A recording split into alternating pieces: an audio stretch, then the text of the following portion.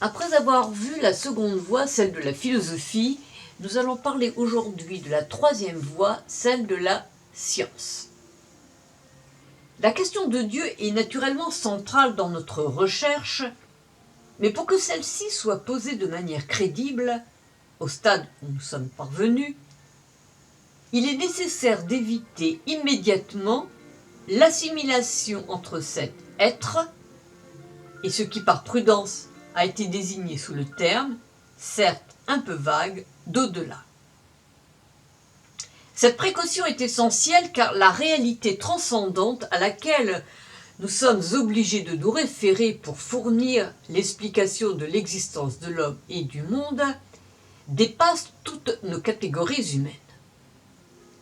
Il faut donc pour le moment ne pas la nommer de manière précise afin de lui garder toutes les ouvertures possibles. La seule voie pour s'en approcher est indirecte. Il s'agit de tenter de remonter autant que faire se peut de l'œuvre à l'artisan. Par là, il faut entendre l'étude longue, précise, minutieuse de l'univers et de l'homme. En décryptant le comment, contrairement à ce qu'affirment certains, il est possible d'entrevoir une réponse au pourquoi. La raison nous pousse à adopter cette méthode de travail. Devant nous s'ouvre donc la troisième voie, le champ immense de la science. On objectera que ce faisant, on risque précisément de mêler science et croyance.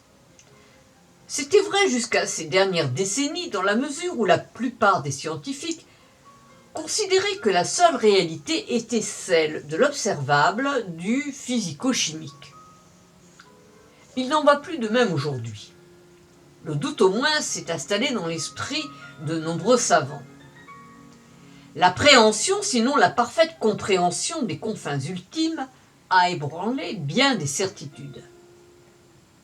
Cette dernière expression recouvre essentiellement le fait que la recherche a été poussée de nos jours à un point tel que nous avons maintenant des acquis d'une très forte fiabilité dans des domaines absolument fondamentaux, notamment sur ces moments extraordinaires que furent l'apparition du cosmos, la mise en place de la vie et l'émergence de l'homme.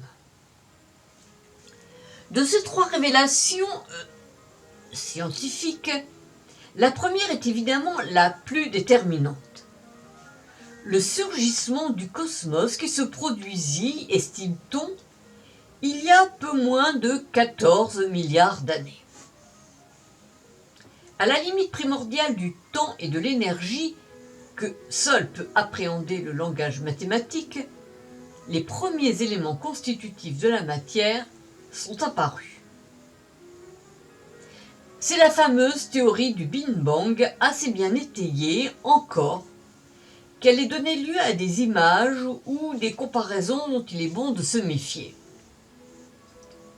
Ce qui doit être retenu en dehors des modalités pratiques sujettes à discussion est qu'il y a eu un instant infime où l'immatériel a donné naissance au matériel.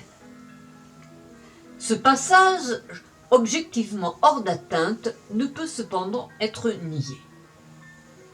Car le fait est là irrécusable. La matière, si subtile soit-elle, n'a pas la capacité de s'auto-engendrer, même si certaines recherches très récentes montrent qu'elle a par contre la possibilité de se complexifier, de s'organiser et par conséquent de produire du neuf. La conséquence de son existence ne peut donc se découvrir qu'au-delà d'elle-même. C'est une question de logique. La science ne pourra donc jamais saisir la fine pointe de ce passage, puisqu'elle ne peut appréhender que l'un des deux termes, c'est-à-dire le résultat matériel, à savoir le fulgurant départ du cosmos dont la mise en place, on le sait aujourd'hui, s'est faite dans des conditions d'une telle précision qu'elles laissent les astrophysiciens pantois. Certains n'hésitent pas à émettre l'idée d'un programme préétabli avant le Big Bang, une sorte de code cosmique à l'image du code génétique chez le vivant.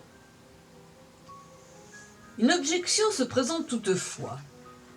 Avec le progrès des connaissances, le scénario actuellement dévoilé des débuts de l'univers pourrait ne pas être le bon.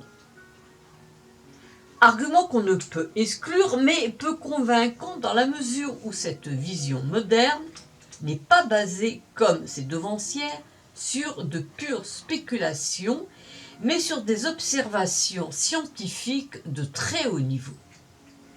De toute façon, quand bien même ce scénario admis aujourd'hui devrait être fortement infléchi dans l'avenir, on ne pourra aliéner ce fait absolu qu'à un instant donné, le premier de tous, du matériel a surgi qui ne pouvait trouver son origine en lui-même et devait donc nécessairement résulter d'un acte créateur émanant d'une source, d'une nature radicalement différente.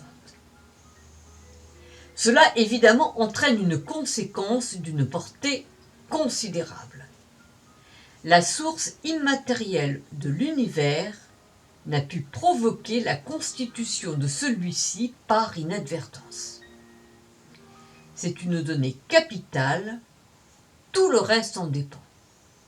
Le reste, c'est-à-dire la signification du cosmos, de la vie et de l'homme. Nous ferons par la suite le diagnostic des 3 voies dont nous avons parlé précédemment.